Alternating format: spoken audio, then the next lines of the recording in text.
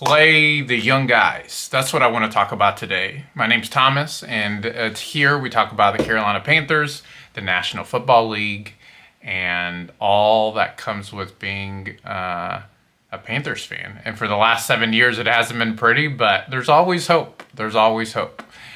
Today, I want to talk about why we aren't playing the young guys. Why is Princely and Nick Scorton not playing?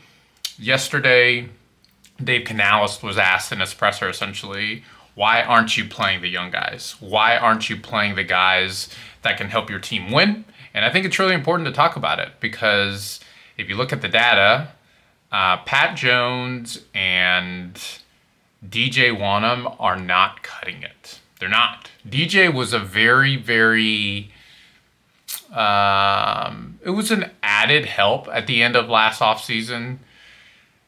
If you remember correctly, he didn't play the first 12 games because there was something going on with, I don't know if it was a heart thing, but like there was something going on where it was a big deal. It wasn't just like a little injury. So I was really grateful because he definitely looked better than any of our other defensive ends. But then again, our defensive line last year was historically bad. Like that's how bad we actually were. So Princely had 6 reps. And I think Nick Scorton had 9 or 10 reps. They need to be playing more. They are better. They are just better than the people we have at edge right now. And there's no ifs, ands, or buts about that. They just are better. The people right now that are playing are just not great. I saw a graph which calculates the pressure rate. I thought that was really important. And one of the interesting things about the pressure rate is that of all of the defensive lines against opposing quarterbacks in week 1, the Carolina Panthers had the lowest pressure rate. The lowest pressure rate out of anybody. That's how bad it was. They had the lowest pressure rate against Trevor Lawrence. By the way, a defensive line that had a lot of moving parts, a defensive line that was not top half of the field. So, I'm sorry, an offensive line that was not a top unit.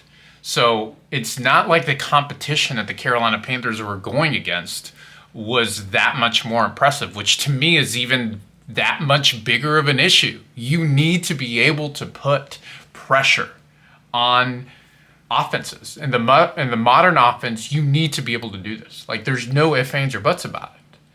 So, I don't know. That to me is what I think needs to happen. It's time to play Princely.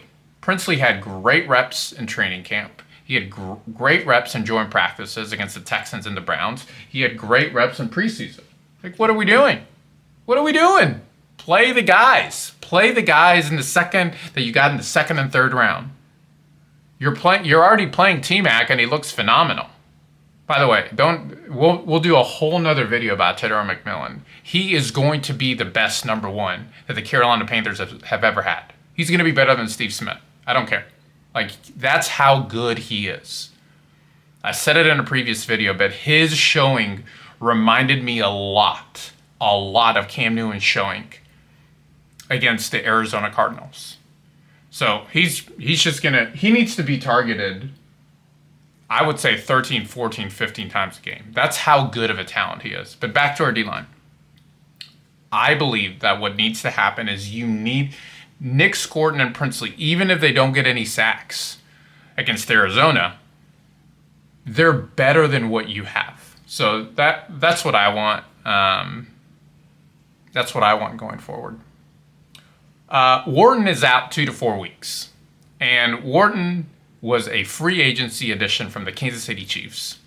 And if you look at the tape at the All-22, I'm not a film guy that's going to post All-22s, but I sure do enjoy when others do it. And he was phenomenal. He was phenomenal. And him being out for 3 to 4 weeks is not great because that run defense in the first quarter was actually really, really impressive. I thought they played really, really well. It sounds like it's a hamstring injury, so it's not going to be a thing for that long, but I was encouraged by our run defense and our run stopping. I know that we got sloppy. I know there was a big explosive, and everybody's talking about all the addition that Dan Morgan had. All the addition of Dan Morgan, like all of that stuff on the defensive line. Tuck Warden is really, really good. And when he's back, he's going to be a welcomed addition.